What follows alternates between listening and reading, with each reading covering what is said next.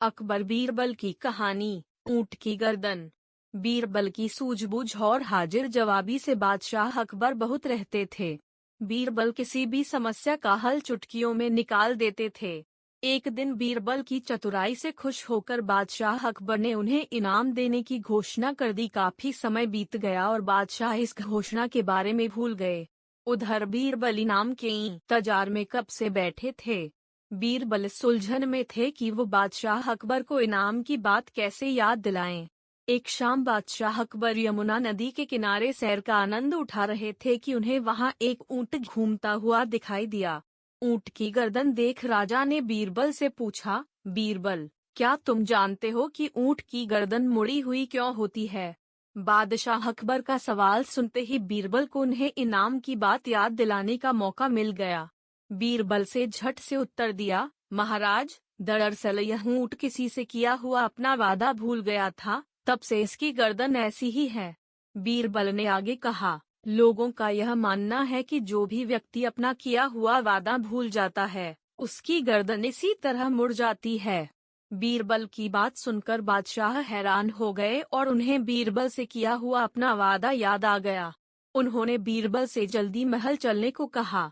महल पहुंचते ही बादशाह अकबर ने बीरबल को इनाम दिया और उससे पूछा, मेरी गर्दन ऊंट की तरह तो नहीं हो जाएगी ना? बीरबल ने मुस्कुराकर जवाब दिया, नहीं महाराज। यह सुनकर बादशाह और बीरबल दोनों ठहाके लगाकर हंस दिए। इस तरह बीरबल ने बादशाह अकबर को नाराज किए बगैर उन्हें अपना किया हुआ वादा याद दिलाया और अपना इनाम लिया। कहानी से सीख। इस कहानी से हमें यह सीख मिलती है कि हमें किसी से किया हुआ अपना वादा पूरा जरूर करना चाहिए। और अब हम आपको दूसरी कहानी सुनाएंगे। अकबर बीरबल की कहानी। आगरा कौन सा रास्ता जाता है? बादशाह अकबर को शिकार करना बहुत पसंद था। एक बार की बात है, बादशाह अकबर अपने सैनिकों के साथ शिकार पर निकले। शिकार करते करते वो इतने आगे चले गए कि वो अपने दल से छूट गए। उनके साथ बस कुछ ही सैनिक रह गए थे। अब शाम होने को थी और सूरज ढलने वाला था। साथ ही अकबर और उनके साथ के सैनिकों को भूख भी सताने लगी थी। काफी दूर निकल आने पर बादशाह अकबर को यह एहसास हुआ कि वो रास्ता भटक गए हैं। वहां आसपास कोई नजर भी नहीं आ रहा था जिससे रास्ते के बारे में पूछा जा सकता था।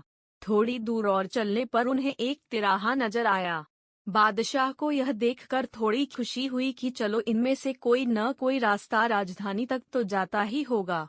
लेकिन सभी इसी उलझन में थे कि किस रास्ते पर चला जाए। तभी सैनिकों की नजर सड़क किनारे खड़े एक छोटे से लड़के पर पड़ी। वह लड़का बड़ी हैरानी से महाराज के घोड़े और सैनिकों के हथियारों को देख रहा था।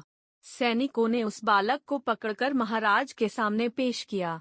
बादशाह अकबर ने लड़के से पूछा, ए लड़के, इनमें से कौन सा रास्ता आगरा जाता है? यह बात सुनकर वह बच्चा जोर जोर से हंसने लगा। यह देखकर राजा को बहुत गुस्सा आया, लेकिन उन्होंने शांत भाव से उससे उसकी हंसी का कारण पूछा। लड़के ने जवाब दिया, यह रास्ता चल नहीं सकता है, तो यह आगरा कैसे जाएगा?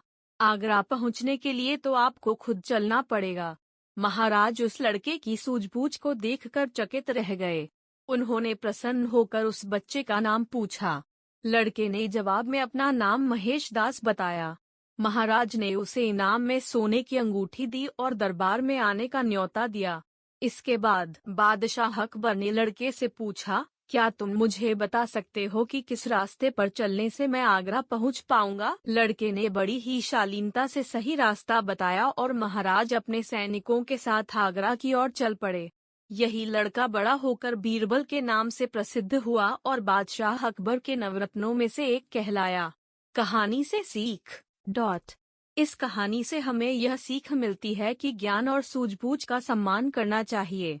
ऐसे कहानी सुनने के लिए हमारे चैनल को सब्सक्राइब करें और बेल दबाना ना भूलें।